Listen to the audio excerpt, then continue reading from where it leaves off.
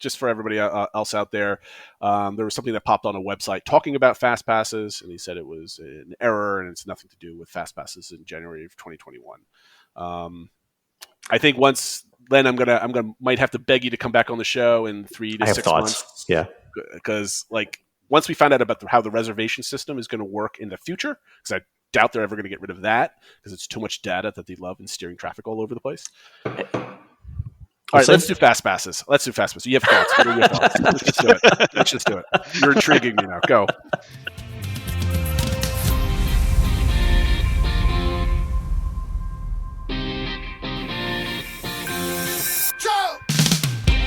Hello, everyone. This is Jason Dodge with the DBC pod and co-host Phil Schoen. And this is the week in review of Schmerz Member 26, 2020. This is a show where we talk about everything you're talking about across social media. And we talk about it here instead of hitting reply. And no, you didn't mishear the week of Schmerz Member 26 because Len Testa is this week's guest. Len, thanks for being on. Thank you for having me.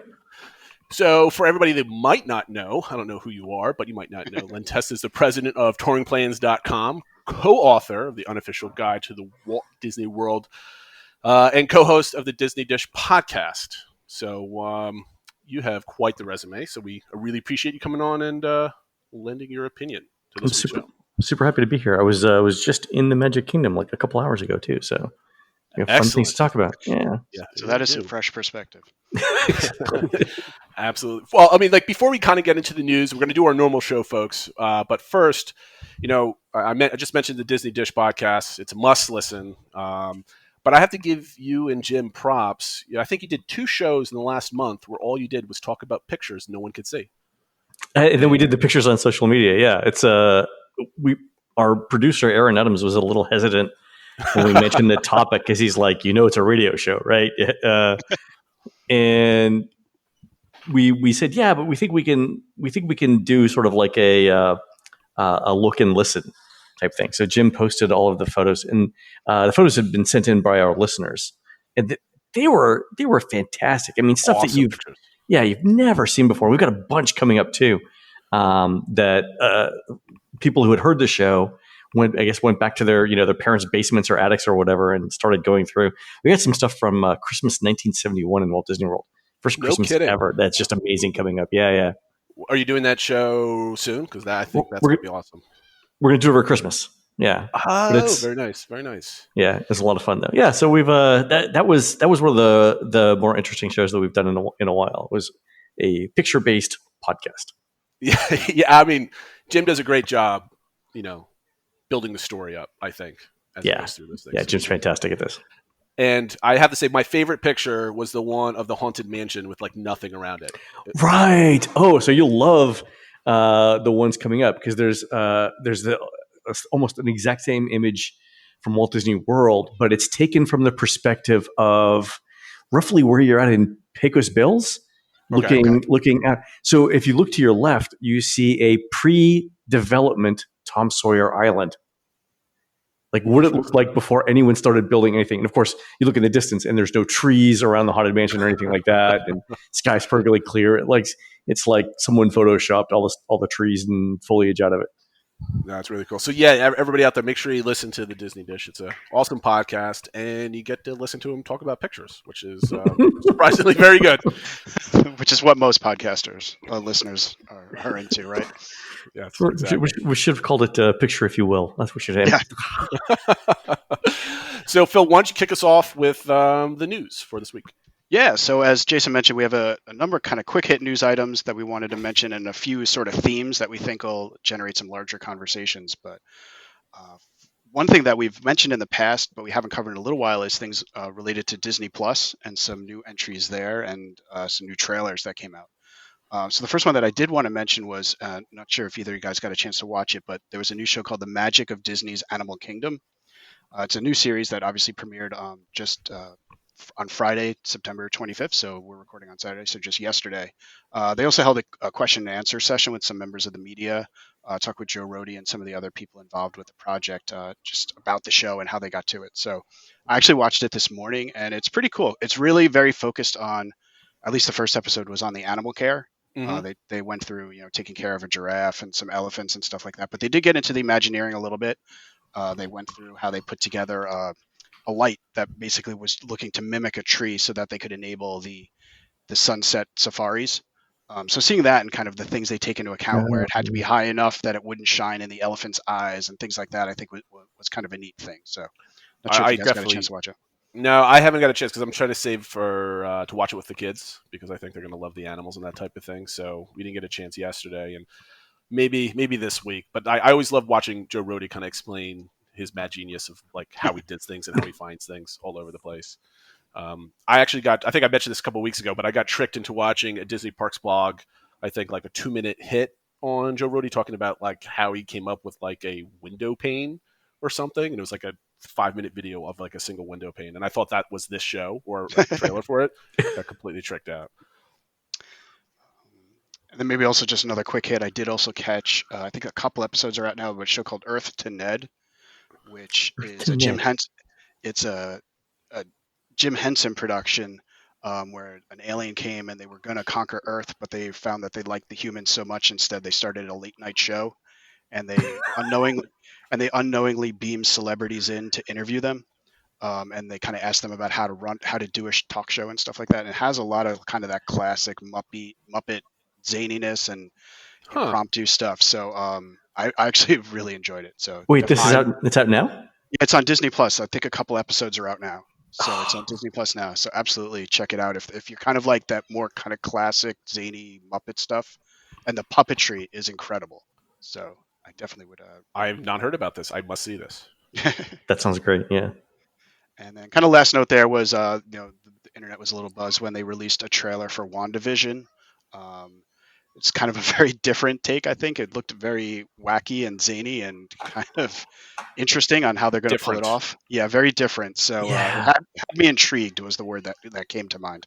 Len, are you in the into the whole Marvel universe type stuff? You know, I'm being a casual fan.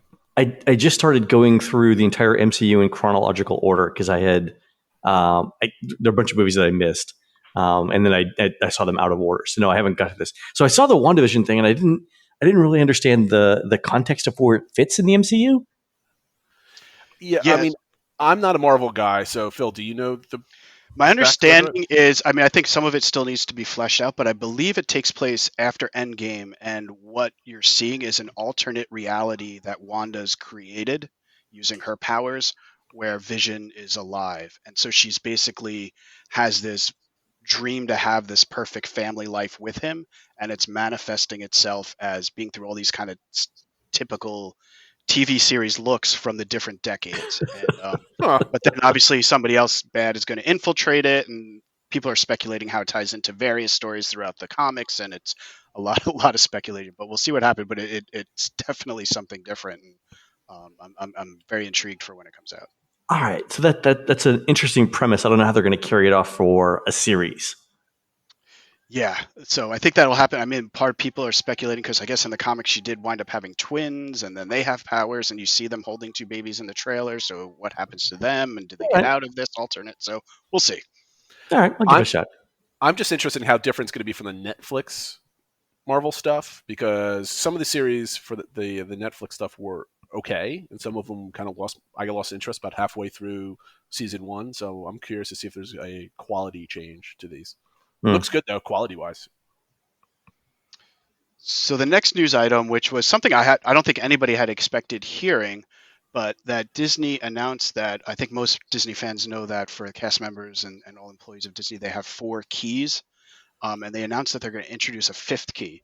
So currently the 4 are safety, courtesy, show, and efficiency. And they are adding a 5th key called inclusion, which is supposed to drive meaningful cultural change and be, I guess the details of it still need to come out, exactly what it means, but just creating a much more inclusive culture, I think, for all workers, and probably as that translates to guests as well. So I think that was something a lot of people were talking about as well. I think it's fantastic. Do you hear like cast members, at least frontline people, like talking about this quite a bit? Because I know you chat with them more than the average person. The reaction that I got over the last, I mean, this was only announced a couple of days ago, but the reaction that I've heard over the last couple of days is, overwhelmingly positive. I mean, number one, Disney's done a great job Yeah. I think, over time, just being inclusive anyway. But to formalize that commitment is an important step, right? Just to say that it's, it's part of the canon now, if you will, of the things that Disney cares about, is good. Yeah, for sure. I totally agree. Yeah, I've heard similar things, and the one kind of phrase I heard was people feel like they might feel even more comfortable to be their true selves, and I think that's obviously a positive. Yeah. Couple not so great news items came out as well. For the runners out there, I know past guest Ryan Teets was a little upset about this, but Disney has canceled the Run Disney Marathon Weekend and Princess Half for early 2021. Kind of knew that was coming. Yeah, I think we kind of figured it, but I think people are holding out hope a little bit that maybe 2021 would look a little better, but kind of one of the first tangible negatives hitting 2021 already. It's going to be virtual though, right? Yeah, so they're doing similar things as they're going to do in virtual, and it sounds like they're doing a little bit better job this time breaking things out, so you didn't have to spend quite as much money if you wanted to do the virtual. They're also offering, I think, to do a virtual of the Castaway Key 5K. So a number of people were excited about being able to get the Castaway Key medal that otherwise you can only get if you actually go on a Disney cruise. So they're doing some, I think, kind of like small fun things to try to make it more approachable than the last time when they changed it. Let me just say to everyone who's thinking about running this virtual race, if you don't get up at 1 o'clock in the morning and go stand outside at 2 o'clock in the morning in 40-degree weather until 6 a.m. when the race starts, right? If you're not spending 4 hours standing around outside in the cold, it's not really a virtual race. That's not the full Run Disney experience. It's not the actual experience of run.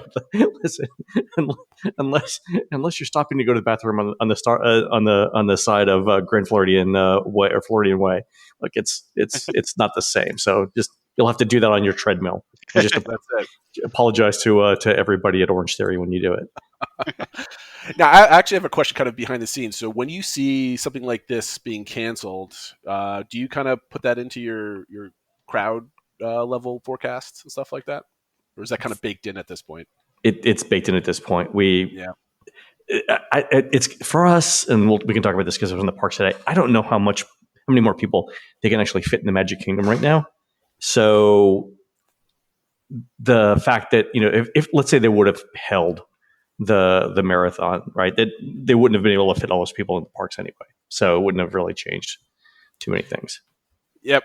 Len is teasing that one of our first topic is about the crowd. So let's save the comments for that. Right. Keep going, Phil. Go ahead. Yeah. So the last sort of negative thing that I heard just before we started recording actually is that apparently the Grand Floridian Society Orchestra's days are over at Walt Disney World. Saw that today. Yeah. Yeah, they had been transitioned over to doing the show at Hollywood Studios in the Beauty and the Beast Theater. But it got announced or they were told that show is going to go dark. Their last day is October 3rd, and that the orchestra will no longer be employed by Disney. So that was sad because I think that's one of those things that I think separates Disney. It's kind of special. It was unique element of going over to visit, even if you weren't staying at the Grand Floridian. So kind of just, I guess, another sign of the times. But hopefully they can be brought back in the future. Yeah, that means that that they're not expecting that though for months at the Grand Floridian. Yeah. So 2 quick comments, I guess, sort of related to regulations and openings and closings and stuff like that. And not that we want to get too deep down into the political conversations, but it was kind of interesting that they both happened recently. Was that we saw, the Walt Disney World officials or the Disney parks officials, including Josh Tomorrow, pleading for allowing Disneyland in California to open. And then at the same time, we see now the Florida governor, Ron DeSantis, announced that the state's going to move to phase 3. So it's kind of interesting how different the states are running and kind of what it all means for the different parks. Obviously, you see a lot of speculation about, is Disney going to change anything or Universal for that matter now with Florida moving to phase 3? Well, Disney's already said they're... Yeah. Thank you for your input to the governor of Florida, basically.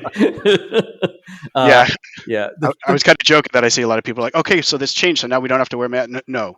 So we can stop wearing. No, you still need a mask. You still need a mask. Like they were very, very adamant about that. So. I think at this point, what the governor said is basically the governor of Florida, so Ron DeSantis said, it's basically it's up to you guys. You guys make the decisions. I have some feelings on that maybe that for the theme parks, like I trust the theme parks, right? Disney's done an excellent job. Universal's done an excellent job, right, of managing this, as well as can be expected. Like I said, I was at the parks today, and I actually counted. Like I counted 1,000 people and tried to figure out how many of them were not wearing masks, and it's less than 1%, maybe right at 1%. We're not wearing masks the proper way when I saw them, which is an amazing accomplishment, right? It's fantastic. If the rest of society couldn't just do that as well. And that's the thing, right? So I trust that everybody who goes to a Disney theme park, or the vast majority of people who go to a Disney theme park, are going to do the right thing. Same thing for Universal, right? You're going to pay $120, $150 to go to a park. You're not going to get thrown out because you don't want to wear a 50-cent mask. Exactly. Right? The issue that I see with Florida in particular, with the bars and the restaurants, is somebody decides not to do the right thing, and you get another outbreak in Florida, and then it spreads and it kills the tourism market. Mm-hmm. Right? That's why people didn't want to come in July and August when the parks reopened, because Florida didn't have everything under control. So I'm a little concerned about this. I understand there's a balance here, right? You got to, right? So that's the tension there. So bars and restaurants, it's tough. Just from my point of view, I'm from northern New Jersey, right? So we were right next, like I'm 50 miles or 60 miles west of New York City. Yeah. And we lived through it. So I'm freaked out about everything. My sister is out in LA, and she's a DVC member. She was in Magic Kingdom. What was it? July? What did it 15th? open? July 4th, 15th. So she was there the 17th for a week and on. And you'd appreciate this, Len. She did a FaceTime call with me, and there was not a loss in signal or frame drop whatsoever. There was nobody in the park. Nobody was there. Bandwidth was perfect, so it was kind of funny. No, that was it. So on the other hand, in California, I don't understand why they haven't yet got an approval for phase one, because Gavin Newsom can look at Florida and say, well, they clearly know what they're doing. It's been 2 months. There hasn't been an outbreak linked to the parks in Florida. The parks in Florida are bigger. Yeah. Right. Disney and Universal know what they're doing as well. So I think you might have brought it up on last week's show when we were talking to Jim. It's more of a local park, regional park versus a people from all over park. So yeah, that's true. So the people who go to Disneyland are locals. If there is an outbreak, the outbreak is likely to mostly stay in California, I'm guessing. Mm-hmm. And so any outbreak that happens is Gavin Newsom's problem. Yeah, for sure. Phil, we've got a firework update you're going to talk about, which I'm excited about, and then construction after that. When you get to the construction, let's just do a quick hit on all that, and then comment after everything.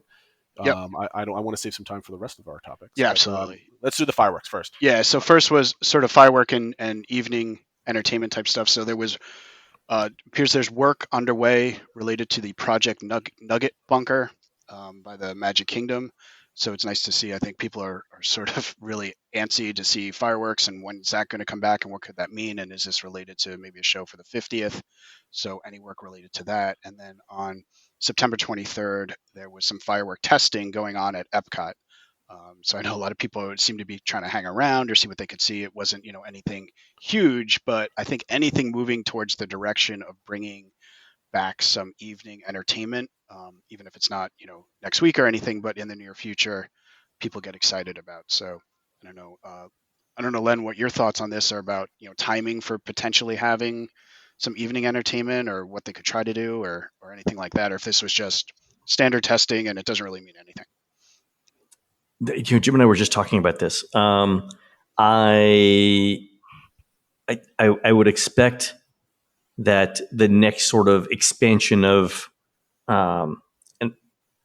entertainment offerings in the parks will be something around expanded hours and possibly some way of doing fireworks either at the Magic Kingdom or Epcot. Like Epcot, I think has enough room, right, to do fireworks. And in the Magic Kingdom, you could do fireworks once everyone leaves, right?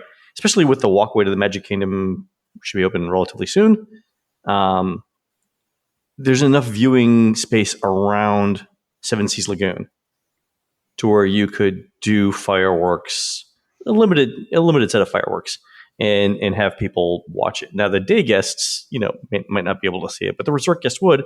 And frankly, Disney wants people to see it at its hotels, right? I mean, there's still capacity to be filled. I could see that as a bonus, right? The downside is fireworks are expensive, like hundreds of thousands of dollars to do the fireworks. I don't know that Disney has the money to or wants to spend that kind of money every night on fireworks, but maybe on weekends. Maybe, yeah. Yeah, I don't know.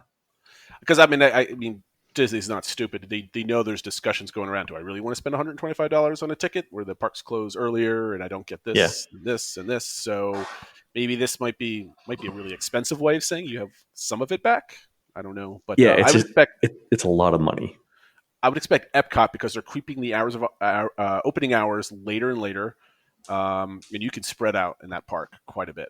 And it doesn't get the crowds. And it would be a draw. I mean, I think it seems like of all. So I like the idea of spreading it out. Sorry, I was just going to say it would also be an additional draw at Epcot, which seems to be the park that it has the most availability, even with the festivals and stuff like that. So it'd be something else to get people to use their reservation day at Epcot. And if they're trying to get like the lunch and dinner crowd, which let's face it, they need. I mean, dining is revenue, right? Mm-hmm. They could do that and do it at 9:00 and give people a reason to stay for that dinner. So I mean, the food's good and everything, right? But they could, if they tell people, okay, fireworks are coming, they still have the park reservation system, which will limit the number of people who come into the park, right? Right. So yeah, I think they could do it. I guess the question I have is does this mean that Epcot Forever is done? Like we seen the last Epcot Forever show? Yeah, I guess it depends what to see. Would they bring something like that back temporarily, or because I don't think Harmonious is totally ready. It was supposed to be ready for October 1st, right? That was the original date that Epcot Forever was going to run for a year, and then Harmonious would start. So they we lost 3 or 4 months because of the pandemic and the closure and stuff. But is Harmonious really 3 or 4 months behind, or are they like 2 months behind? Right? Is this something that we see? But would they want to actually show Harmonious, the brand new show, with like limited parks? Well, the thing is, you can't get. I don't think you can get Harmonious ready when you still have the infrastructure for Epcot Forever. Can you? Oh, I don't know. To be honest with you. Yeah, that's the thing. That was the reason why they got rid of Illuminations, right? And used Epcot Forever was because they couldn't do Harmonious with the Illuminations. That's what I thought. Infrastructure, but they could with Epcot Forever. So I don't know. Okay. I guess we'll see. Yeah. And then I guess relating it kind of more activity going on at the parks, there was a lot of recent construction work that we're seeing at Walt Disney World. Also Universal, I did want to throw in there that it came out. Universal has finally admitted that they are building a roller coaster. What? Park. I know. What? Everyone else, I know the most people. How do you know that? Stand, but it turns out they are in fact building that Velocicoaster, and I guess they said it's set to open in summer of 2021. So all those giant radio tower. So all those pictures from BioReconstruct were actually true. Yeah, I can't believe it. Come on, they weren't all photoshopped. Huh. No. Amazing.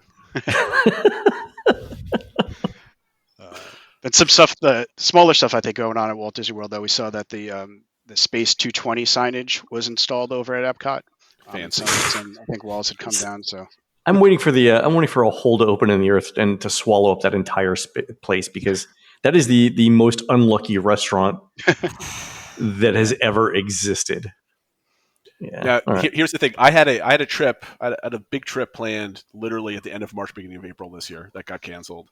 And I was crossing my fingers that this place was going to open. It was supposed to open 3 days before I got there, I think. And then like leading up into like February, no, it's delayed a week. I'm like, okay, I'll still be there. And then, of course, the world changed.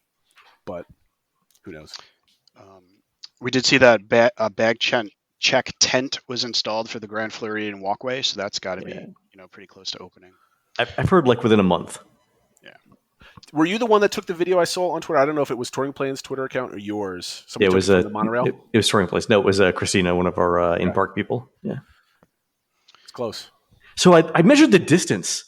So Christina was staying at Grand Floridian Villas earlier this week, and for kicks, I measured like the distance from the farthest point of the villas to the tap styles of the Magic Kingdom. You guys want to take a guess as to how far that is? I'm going to say three-quarters of a mile. Phil? My first guess was half a mile, but it's probably around that area. But Yeah, so it's almost exactly a mile. It's like 0.95 miles. But the interesting thing is it's not much farther to get from like the west side of the Poly over to the Magic Kingdom too. Because remember, the monorail's not running at the Poly right now. Right. So the question is if you're staying like Fiji, Tuvalu, not Fiji or Tuvalu, yeah.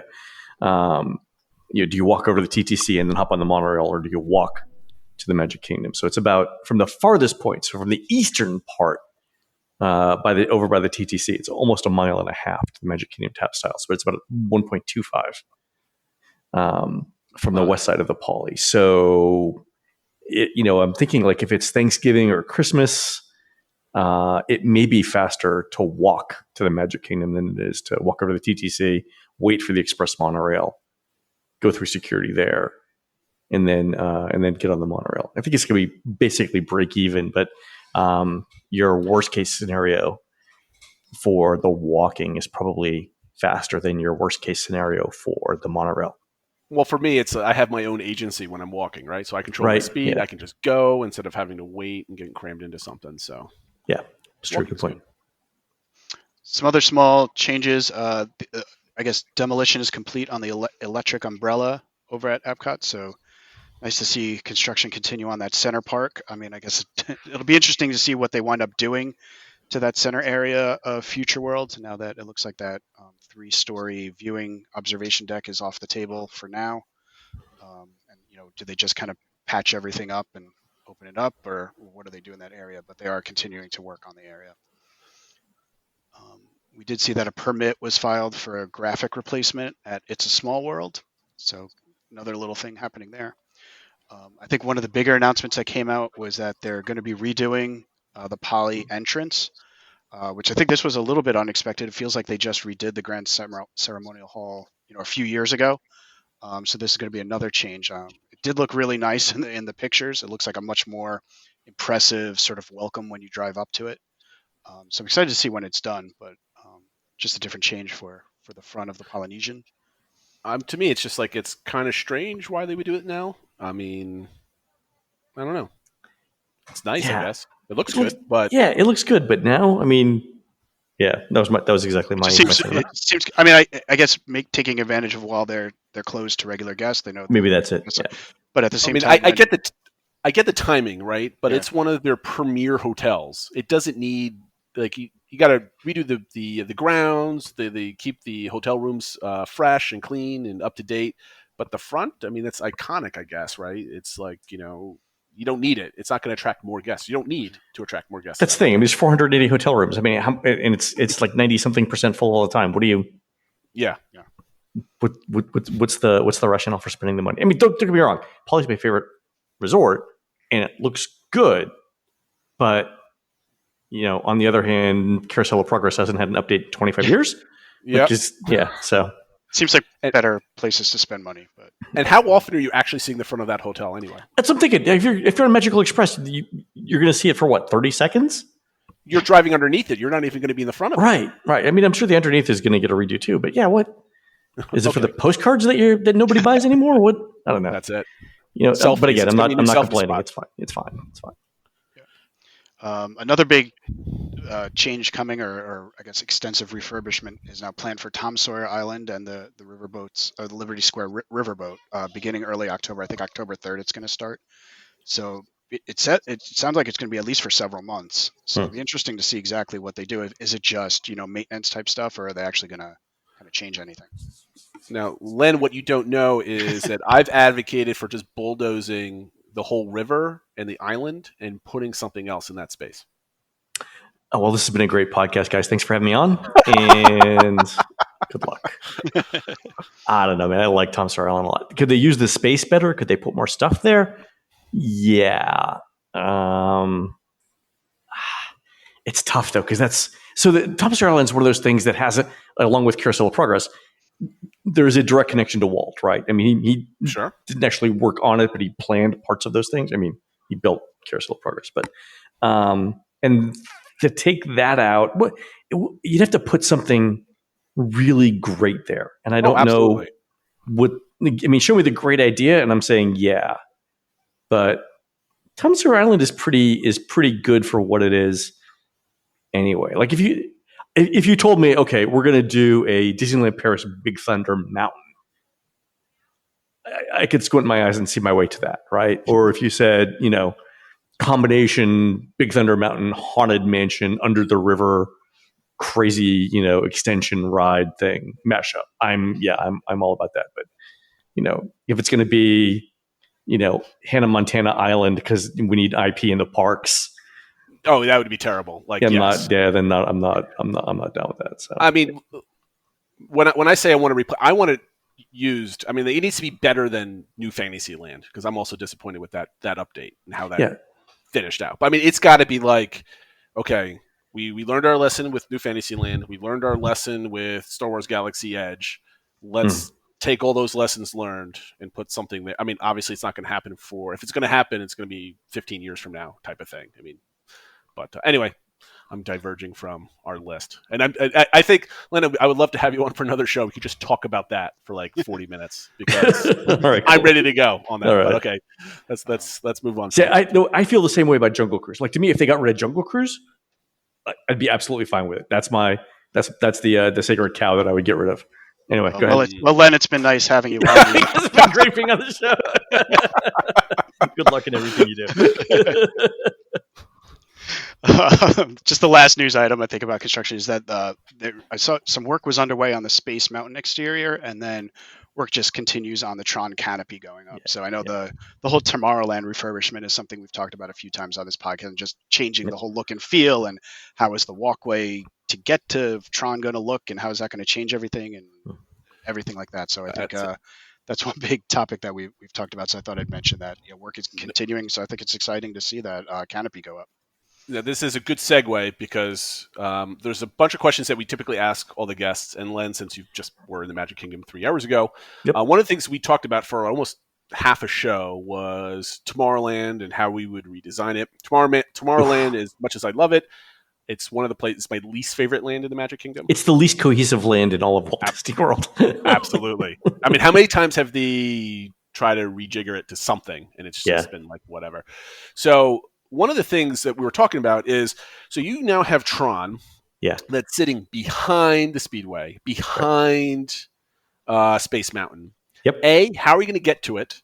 And B, how are you going to create sight lines so you can see it? Because you don't have any trouble seeing it. You can see it. You can see it from everywhere. But like, if you're going down, you're going under the Tomorrowland arch, and you're kind of going down that corridor.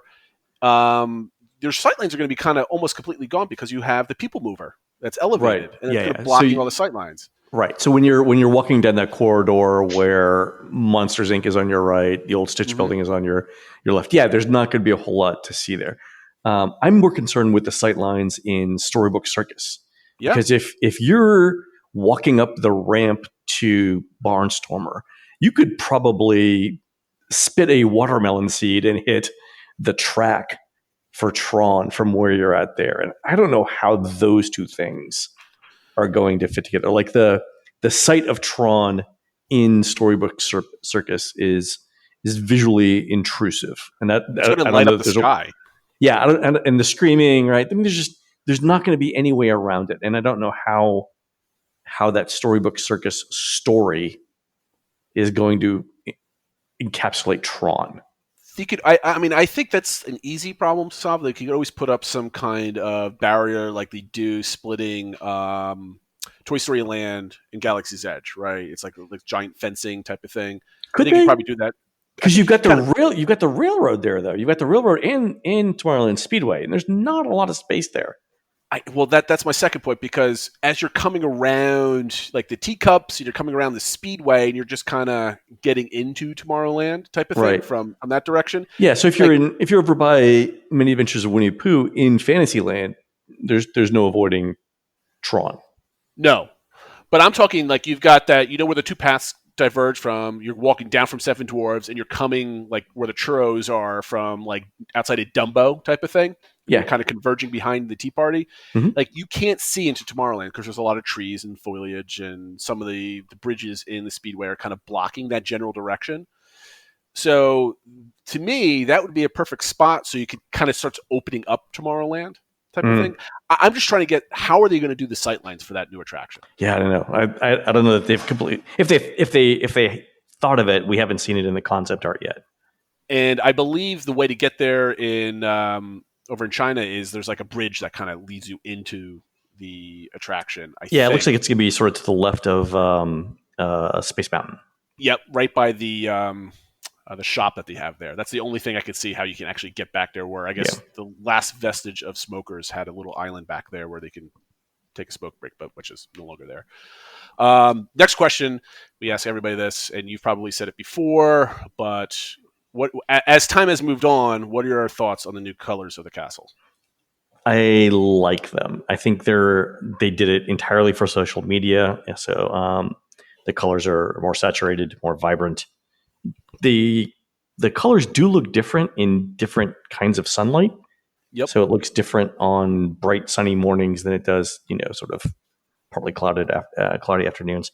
As far as like the pink and the deep blue or / purple, I'm used to it now. I think it's I don't think it's either good or bad. The thing that it's different and sometimes different is good. The thing that I haven't seen yet, because no one's seen it yet, is how those colors are going to work with projection technology. Right. So if you think about the old colors for the castle, it's sort of a lighter gray, which is basically the color of a movie screen, right? So you could project anything onto it.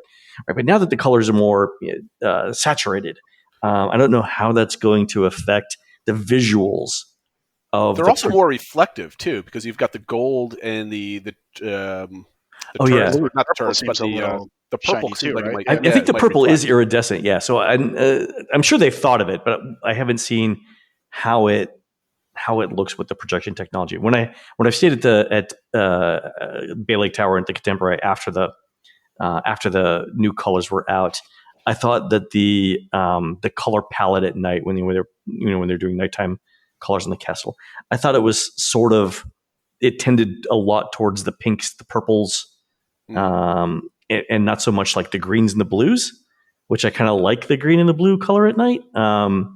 But again, they could be doing a limited lighting package and stuff. So I don't think it's bad. I like the fact that it's they're trying something different. It's positive, and I just want to I want to see the whole thing at night before I come up with a final opinion on it. But I mean, they're trying new things, and there's nothing wrong with that. By the way, did you guys see when they were painting the castle, the numbers on the bricks telling them what color? Yeah. It's like a giant paint by number. It was. My sister sent me pictures. It was awesome. We walked up to it and it was like, are those swirls? What are they? No, it's the number 6. It's what? Like, it's a giant paint by numbers. And how have they not sold that as a thing that you could buy? Oh my god! You would have thought that Disney would have been on that, a paint by numbers castle. Oh my god! All you had to do was set up like a little a shop, like a pop-up shop at the base of the castle. It says, buy your paint by numbers. Say, look, here are the paint by numbers. If they could have turned it into like a 3D plastic popcorn bucket that you paint yourself. Oh. Well, if during the closure, Disney Parks Blog had put out this fantastic kit. I wish I did it, and I still can't. I've saved it. But it's basically building a diorama of like Main Street. And they give you the instructions on how to build it and pop it up and all this other stuff. I mean, that they could have sold like a kit of cardboard with like, cut here and fold here and paint here. You could sold it for like $100 and they would have been made money hand over fist with that, I think. But anyway, another one of our favorite debates, because this is leading to the last question, is now that Primeval Swirl is gone, what should be done with Dinoland USA? Animal Kingdom is a park that I love, but I also dislike the most. I love for the detail and the craftsmanship that went into the park, but it's my least favorite park to go to because it's hot and there's not as much stuff to do there as some other places. So Dinoland to me is my biggest abuse of space and attractions. So in a quick question, do you think they should build upon Dinoland, or do you think they should refurb it to something else in the future?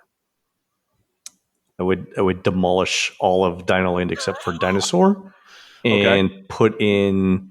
So the original idea for that was the Excavator, a thrill ride that tied together the end of the story in Dinosaur with everything else going on. Have you guys heard the story? No. I haven't. Because I only know You got the time? I Beastly can do it in Kingdom. 3 minutes. Yeah, the only thing I've heard was like the whole Beastly Kingdom kind of. No, a whole other side of the thing. Yeah. All right, okay. Go ahead. Yeah, please. All right. So the premise of Dinoland is that, and you can see parts of this. The premise of Dinoland is that people discovered dinosaur bones in that section of the park, and now they're digging them out. Mm-hmm. Okay. In the original concept for the land, you were first going to go on the dinosaur ride, which is pretty much until the very last scene is exactly what we got, right? So the dinosaur, you go back in time, there are dinosaurs, right? And then the meteor comes. Okay. The last scene of Dinosaur was you were supposed to go into this giant room of dinosaurs, sort of like Universe of Energy scale, right? And you would have been surrounded by dozens of different kinds of dinosaurs in the moments before the asteroid hit. And that was the culmination where you get the dinosaur on your time rover, you make it out right before the asteroid hits and wipes out all the dinosaurs. Okay.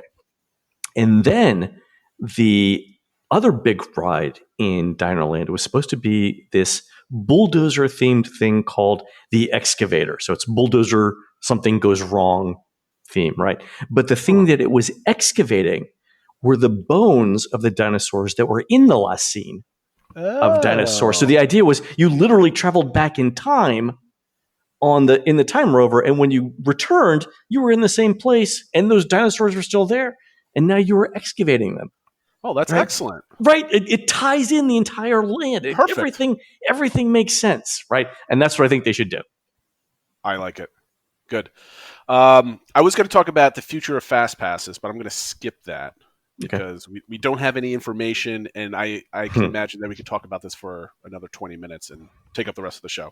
Because everybody's talking about fast passes because he had just for everybody else out there, there was something that popped on a website talking about fast passes, and he said it was an error and it's nothing to do with fast passes in January of 2021. I think once, Len, might have to beg you to come back on the show in 3 to 6 months. Yeah, because once we find out about how the reservation system is going to work in the future, because I doubt they're ever going to get rid of that because it's too much data that they love in steering traffic all over the place. All right, let's do fast passes. You have thoughts. What are your thoughts? Let's just do it. You're intriguing me now. Go. So it's interesting because we're going to talk about crowds here in a second. And for me, I think the park is very close to its maximum capacity right now. If you look at where the lines are going, again, I was in the Magic Kingdom today. The line for Jungle Cruise extended all the way through Jungle Cruise, down towards Pirates, and into that little backstage area between Pirates and Jungle Cruise. And basically, that's about as much space as they can allocate in the pedestrian walkways for Jungle Cruise and for Pirates, and for virtually all the other rides, without impeding the pedestrians themselves. Now, let me ask you: if it wasn't for social distancing, would all those people fill half of the queue in Pirates, or would that be a full queue at the ride? Oh no, it would. I mean, it depends. With FastPass, so remember, FastPass in Pirates basically took up half of the queue. Right. In a no FastPass scenario, no, I don't think you would have as many.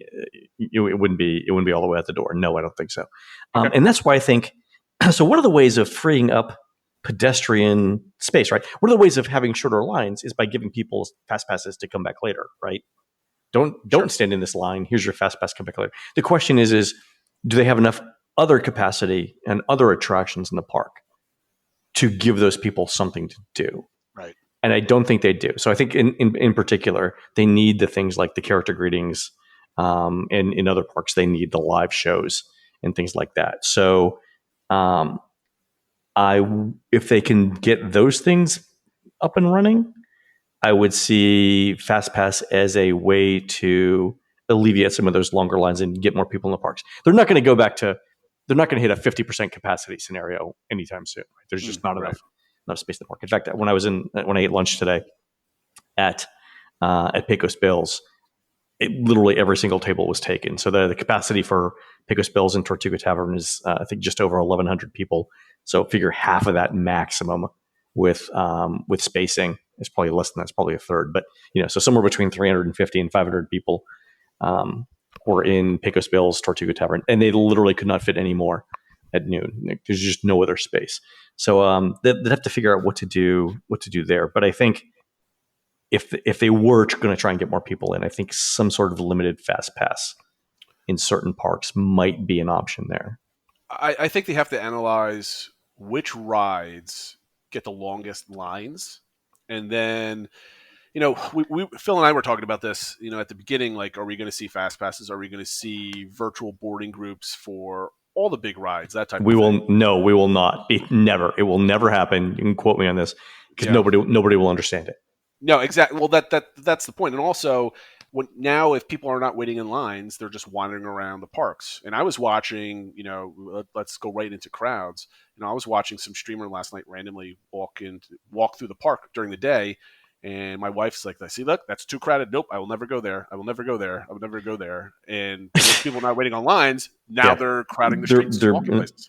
This is interesting. When I walked in the Magic Kingdom today, they had the back arcades, the back arcade behind Main Street open, so you could go directly from Tony's Town Square restaurant to Tomorrowland without walking down Main Street. But again, I mean, there's a limit to how much space they have in the park when everyone needs to be socially distant. So once that's full, then what, right? Well, I mean, you said that they're at capacity or near capacity right now. Phil, you have a tentative trip planned for March. When you see crowds like that, does that make you uncomfortable? What are you thinking about your trip? It does a little bit, and I guess maybe we're getting into the crowds conversation. Is just somebody posted something about so much for the low crowds, and it does make me wonder when for a while it seemed like the biggest draw, knowing that they don't have the character meets, they don't have the full parades, they don't have fireworks, is but there's really low crowds and you can get on things with very low weights and stuff like that. Yeah. And if that goes away, okay, now is the draw to come down less. Well, so how do they find that right balance point, I guess? So the crowds aren't the 7-minute average wait times that we saw in July, right? Mm-hmm. Which was, I think our statistician Fred put it the best. It's like the day after a hurricane when another one is coming tomorrow, right? That was how low the crowds were. But still, we're in. And by the way, I don't think the posted wait times are accurate. I think they're inflated, and we can talk about why that's true. But we're still looking at historically low crowds for Walt Disney World. So I know it looks crowded, but the wait times at the attractions are still at or near historic lows. Mm-hmm. So that's a good point. I think you do see when people see things like, the waits are going up, but especially when you're not having fast passes and the lines are moving and they are still low. Yeah. There still is that value. So, but I do think it gets me a little nervous seeing those crowds, and obviously I still have time before my trip, but yeah. I think that is the worry though, is what else is there to do? Because right now it feels like you just go from line to line to line, versus before, you had more street atmosphere, you had character meets, you had just other entertainment going on. And I guess they're bringing back a little bit with the cavalcades, and you see the cavalcades are great. Yeah, they're really good. In fact, this morning they were doing on Main Street, they were doing spooky Halloween music instead of Main Street music. So that's awesome. It was fantastic, right? It was really, really good. And Cadaver Dan's were out singing and telling jokes and stuff, and it was good. I will say this though, if you're concerned about the crowds, I was there, and it felt more crowded than it's been, but at no point did I think, okay, these people are too close to me. Like it's not that crowded by any means, right? Not even close to that. And again, like I said, I counted 1,000 people, and close to 1,000 of them were wearing their masks properly. Yeah, no, I think that's very important, because I had shared on this podcast a while ago. We did go when they'd first opened to a different theme park, to Hershey Park, and it was very empty then when we went, because they had just opened, and mask compliance was good, but not like what you're describing. But what helped was that because it was so empty, if you felt, if we ever did feel nervous or whatever, it was easy to social distance ourselves and then some from the people that we weren't complying. But so now that's the concern. But if to your point, it's less than 1% is an issue, then maybe you don't have to worry about being able to get out of a bad situation, for lack of a better way of putting it. Yeah, As long as they keep that compliance good. I looked at everybody, everyone in line, and everyone was following the lines. Disney's doing a much better job today. I think the first day, first couple of weekends where there were really big crowds, they had to scramble a little bit to figure out how to extend those lines. Like, for example, the first time that the line for Splash Mountain went all the way through the interior courtyard, then down towards Big Thunder, and then crossed the bridge, the bridge where you stand to see. Okay. At that point, it was sort of like an ad hoc process for forming a long line like that, right? I don't think anyone had planned what to do in that particular scenario. But now, as soon as they see the lines getting long, there's people out there with tape putting it on the ground. It was funny. I was counting people in Space Mountain today, and as I was counting capacity, and as I was counting, a cast member walked by with a Fast Pass sign, and I'm like, "Whoa! Like, you guys are going to run Fast Pass now?" He's like, "No, we put this sign on the ground, and it tells us how far to put apart the tape markers to stand in line." So this time, that's funny. Yeah, I'm like, oh, that's great. So that sign's 6 feet long then, right? Yeah, it's a little longer than that, I think. Yeah, but he was like, "No, we just use this to mark off the space." I was like, use what you got, I guess. Yeah, so that was great. Scoop there to report, and nope, they're just measuring the signs. But like I said, I was in the parks. It actually doesn't feel crowded. It feels alive. And that's good. Yeah, and so my traditional mid-morning snack in the Magic Kingdom is a Mickey waffle with that glowing orange cheese and a Coke. So if you're a physician, just stop listening now. And I was able to eat that, and I found a quiet spot where there was no one near me. You could take the mask off and eat in the Magic Kingdom in the Central Hub. So it's not like it's wall to wall people. There was no one near me when I was eating my pretzel and Coke in the morning. So it's not that crowded. So, I mean, you mentioned the Cavalcades, Phil. Phil mentioned them. To me, I think one lesson that I hope Disney learns is to keep the Cavalcades going throughout the park. Oh, yeah. I think when they randomly just pop up, I think that just makes the park more alive rather than, all right, 2:00 you have, I can't remember the name of the new parade now. Festival of Fantasy? No, not that one. The one, they do it twice a day. Where they dance. Oh, the Move It, Shake It, Mouse Kid Dance It, or whatever it is. Whatever the version of that is. Yeah. Yeah. So, okay, we got to be here, and it's giant crowds. But the Cavalcades, it's like they pop up, you get a nice quick laugh at it, and then you carry on. Yep. I love the Cavalcades for the exact same reason. Like, it's spontaneous. They can change them out relatively fast. You don't have to stand in line for half an hour guarding your spot in the sun. Yeah, I think it's absolutely fine. So I want to move to the next topic because the family watched this yesterday and we marveled at the video. The new Beauty and the Beast ride in Tokyo Disneyland. Have you seen the ride video? It's kind of a random person just kind of made a video. Spoiler free on that one. I don't want to see it. Okay. So we can talk about it. No. Okay. So let's instead of talking about the ride experience, Phil and I will talk about it, I guess, next week. There was a rumor, and I don't know if you've heard of anything about it. They had an option of either bringing Remy or this ride to Epcot, and they chose Remy. Have you heard anything about that? No, but it would make sense for Remy because it's been proven longer. It's true. Plus, Remy fits in really, really well in France. That makes sense. Now, that brings me to the last point, because I was talking about with the family.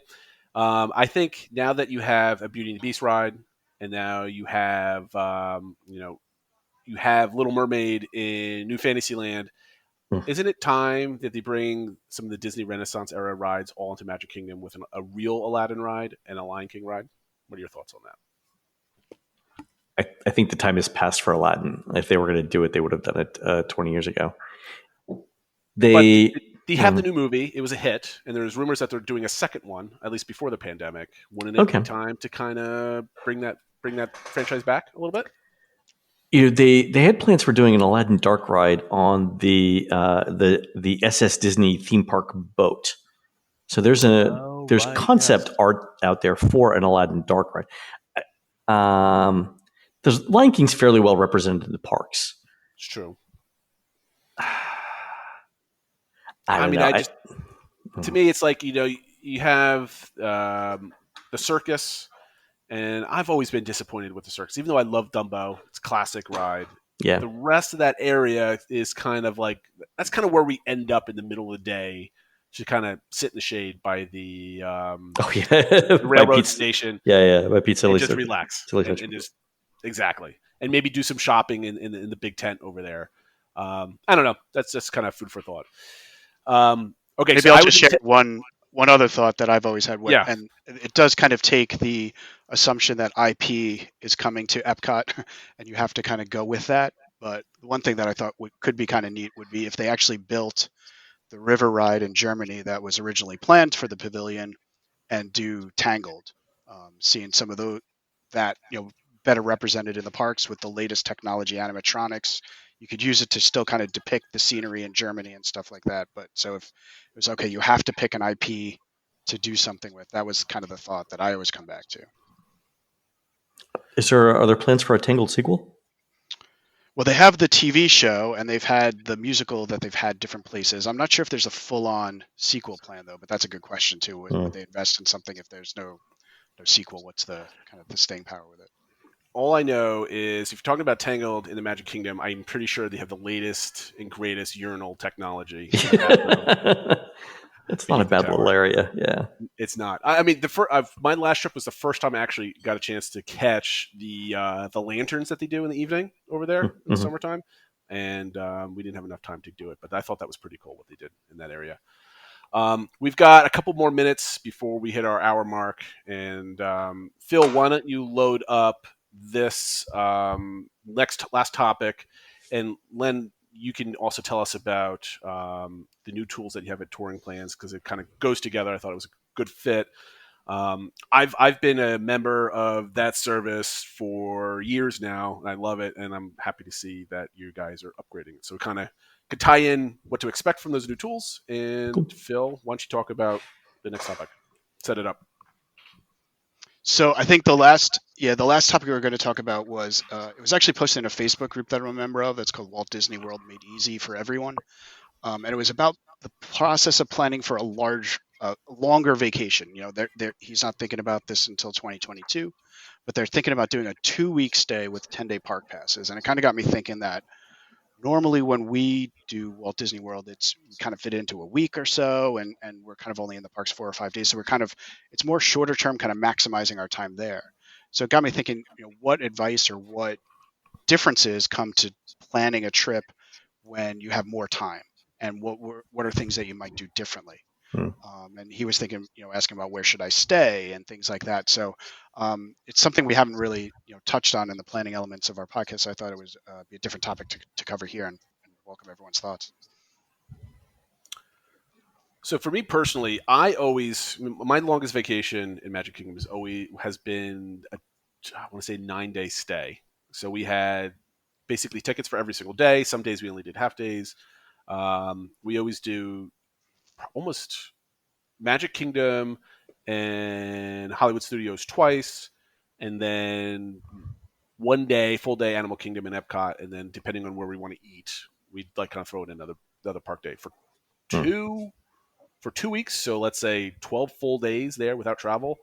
To me, there's a lot of resort days. Maybe days you don't go to. Yeah, you have to take some time off. Yeah. I've got a big family.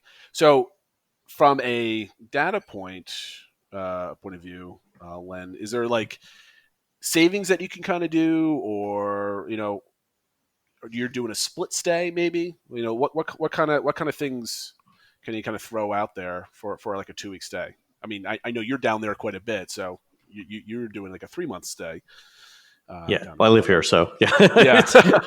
It's the thing that I would say here, if you're going for 2 weeks, you're not staying at Pop Century, right, or at the All-Star Resorts. You're not staying in a 260 square foot hotel room for 2 weeks with 4 people.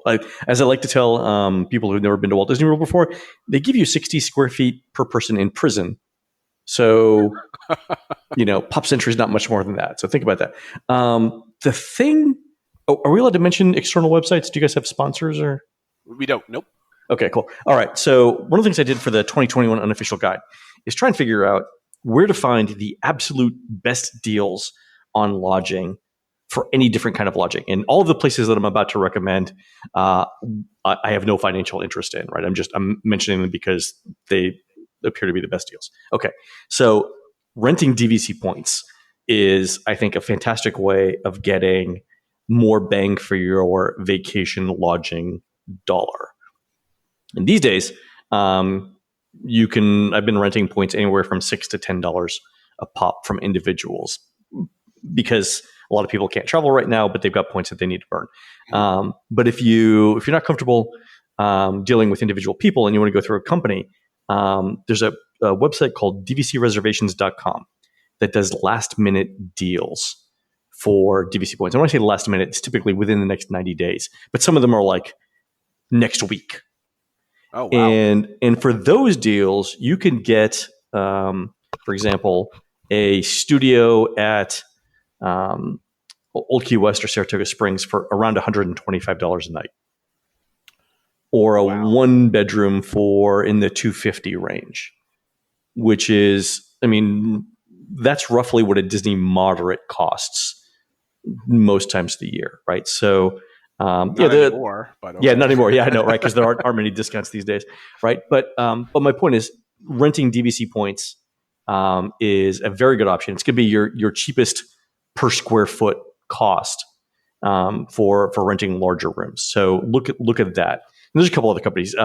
David's DVC Rentals, dvcrentals.com, fantastic organization as well.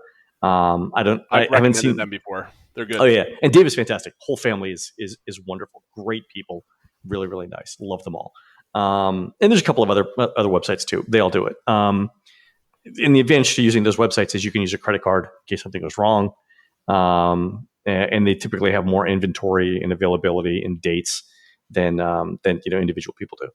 I think that's good. The other thing is that there's Florida has a bunch of other timeshares outside of Walt Disney World. So like Marriott and Hilton and Sheraton all run massive timeshare hotels around Walt Disney World. And you can get some really fantastic deals on offsite, like 1, 2, and 3 bedroom villas from any one of those companies for a couple $100s a night. So for example, Marriott Harbor Lake, which is about 15 minutes from that Magic Kingdom, Sheraton Vistana, and then Hilton's, I want to say the one over by SeaWorld, which is a little bit farther away. But right now, even for Christmas, they're offering 2-bedroom suites, which are, around 1,000 to 1,100 square feet, somewhere between $250 and $450 a night, all in, right? Which is vastly cheaper than anything you're going to find at Disney in terms of suites. Oh, absolutely. So it's like half the cost and twice the space, right? See, like I fall into the space where I've got a family of 5 officially now, since my youngest is by the time the next time we go, she's going to be 3 years old, which really angers me that I couldn't go this year because I couldn't get that last free trip for my youngest daughter. I pull my hair out for it. But I also take my mother along with us, so we're now officially a party of 6. There's no cheap place to go for 6 people. Like, it's economically viable if you have 8, because then it becomes you can 2 get rooms. one of the 2-room suites, or 2 rooms at Pop or wherever you might want to go. Right. But at 6, you're kind of it's a little awkward. So I mean, I've been looking off property for different options as well. Yeah. So Marriott Harbor Lake, any of the Sheraton Vistanas, or any of the Hilton properties, you should be able to find something in the 250 to, if you go over Christmas, maybe 450, 500 a night tops. But even then, I don't think so. It's way more space. Yeah, you'll have to drive and pay for parking if you're, or you could Uber, right? But it's in terms of transportation times, it's not going to be much more than waiting for a Disney bus, right? And if you're Ubering, right, if you go Marriott Harbor Lake, just get dropped off at the Contemporary. Yeah, it's a nice easy walk. Exactly, and it's shorter too, right? You'll save like up to an hour in transportation. So I think renting DVC points, or if you need family size accommodations, I think Disney's not quite competitive in that particular space in the Florida market yet. So I think those are some good options. And the other interesting thing is, like, you would think that Orlando would be a great market for Airbnb, but because there are so many timeshares and vacation rentals already there, There's too many options. Right. It's not Orlando is not one of the top 10 markets for Airbnb, which is amazing. Right. And yeah, because to your point, there's too many other options, Jason. So no, it's the Phil. Well, actually, Phil, why don't you talk about this? Because my to me, staying off property, you now have to quote unquote get rid of the Disney bubble feeling, whether that actually exists or not. Phil, I know I've only stayed on property. Phil, I mean, how do you feel in with that? So we've done both, and actually, I was going to share for the stay that we might do the end of March. We booked for about 2 weeks, which goes over spring break, so it should be a fairly popular time. But we booked through Airbnb. Did you? Yeah. So we're staying in a 4-bedroom condo with a private pool, and after all the fees and everything, it comes out to $113 a night. It's right. That's a great. It's expensive. Where's it at? So it's on the west side. So it's closer to Animal Kingdom. I did Google Maps it. It would be a 19-minute ride to the Contemporary. Oh, so that's nothing. Yeah. Yeah. So you just go down Sherbeth Road, just cut in that way. Exactly. Yeah. Yeah, it's fine. So that's what we're doing, because we might go and we might do the parks, we might not. We don't know. We're just kind of thinking, take advantage of while the kids are in virtual school and go down in virtual school from there, and then we have spring break, and and by then we're in New York as well, so we'll probably be tired of winter weather by there. So right. So we'll see how it goes. So we have that set, but yeah, just as another option is, and we stay off property quite often, and we don't really miss the bubble. We still feel we get plenty of it in the parks. We'll go out to dinner at Disney Springs, or just go to the other resorts for dinner and stuff like that. It's obviously not the same as, being at a monorail resort or something like that, but we're also a family of 5. And, even with that, a room that fits 5 is pretty pricey for staying on property. So we just find, like you said, the bang for your space buck is so much higher. When you got my brain thinking now. As soon as he said 113 a night, and I'm like thinking, I wasn't going to go down there, but maybe. So let's close out the show here, because we're just at over an hour, and then we've asked for an hour, and you've given it to us. You've given typically what we do at the end of the show. We do a DBC pod recommendation, whether it's a Twitter follow or a website or a show or something else like that. But you've kind of nicely blended it in with that last topic. So thank you for that. Now, one thing I'm kind of excited about is I want to give you a spot to talk about the new stuff that you're doing on touringplans.com, because, I'd like to give you a space to do it, because you've graciously come on our show, but I love the tools that you have, especially the reservation finder for dining. Thanks. I swear to God that thing was the most exciting thing that I've ever done planning a Disney vacation. Because you should have. My wife hates it because it's like, let's say I'm downstairs at my computer at midnight, and she's been asleep for 3 hours already, and I come screaming upstairs in the room. Be our guest. Exactly. Yes, I got to be our guest, lunch and dinner for like 2 different times of the trip, and she's like, "I'm sleeping. Leave me alone." But the thing that we love about that, I mean, it's a great service and everything, but the amount of data that we get from that goes directly into the book, and is basically consumer facing advice, right? We would have done it. So it's free, right? The reservation finder is free, and it costs us a few tens of thousands of dollars a year to run, because we actually pay people on the back end to do those sorts of searches, right? But it's money well spent just from the data perspective. So we're able to say, these are the 6 restaurants that you absolutely in normal times need reservations for, immediately at 180 days or whatever, or 60 days now. But that's useful. And then my pet tool, the thing that I love probably inordinately, is the hotel room view tool. Yes. Where we show you the view that you get from every single hotel room in Walt Disney World. 36,000 rooms and photos. That was one of those crazy ideas where Bob and I were sitting around a bar thinking about how we would answer the question, like, which hotel room should I get? And we shot for the moon, and I think we largely succeeded on that. The thing we just came out with was a new version of Lines, our app, which is super pretty. So our developer Brad Huber did it and did a fantastic job on it. The next thing we want to add to that is navigation, so that'll be coming up soon. So so lots of stuff coming up on the site. Oh, and we opened up a travel agency too. Oh, you did? Yeah, Just to do that on there. The whole other thing, but the thing that was we have all these tools for planning your trip, right? So you mentioned the reservation finder. We've got the touring plans. Where you can plan out your day. We've got the hotel thing. The hotel room views, and we looked at how the booking experience was for not only for people, right? So like when you go engage with a travel agent, what's the process like? But the process wasn't great for people, and it wasn't great for travel agents. So we're trying some interesting things there.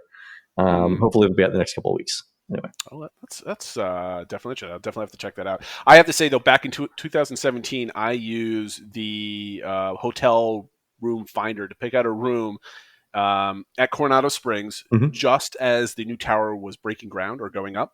To find out would my view be impacted going to the pool.